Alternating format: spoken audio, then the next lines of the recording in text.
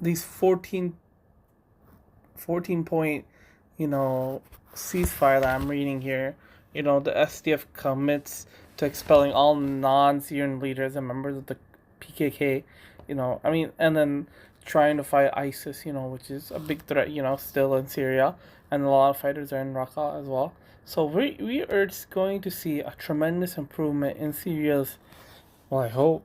Well, I hope a tremendous improvement in Syria's um, development, and the north finally being developed. And I don't like Ahmed al Shara, not a lot. I have hope that he's gonna do better than Assad did, and I really didn't like Assad. Assad was such a failure, such a terrible mushrik man. He was a terrible guy. I wouldn't even call him a Muslim. I call him like a straight enemy of Islam, enemy of the people of Syria. Terrible.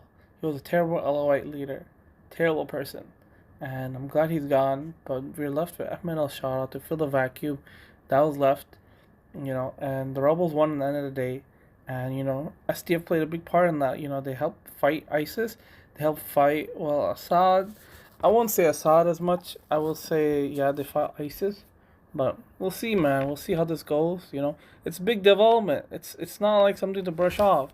This is huge news. This is the first huge news that's coming out of Syria since like November when Ahmed Al Shara came to the White House.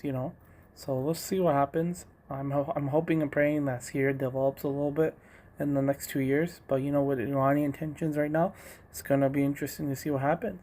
And the same thing with Iraq. Iraq has really been underdeveloped. I feel like, in my opinion, it needs to get more support from Western leaders. So yeah, we'll see what happens. But the Kurds need to back off. The Kurds need to understand that independent state is not happening anytime soon.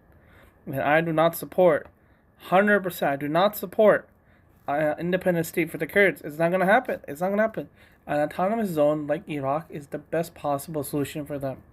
But they had 10 plus years to develop territories in Syria. They did not do that.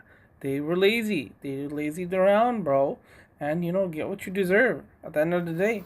You were incompetent, your leaders were incompetent, and it shows.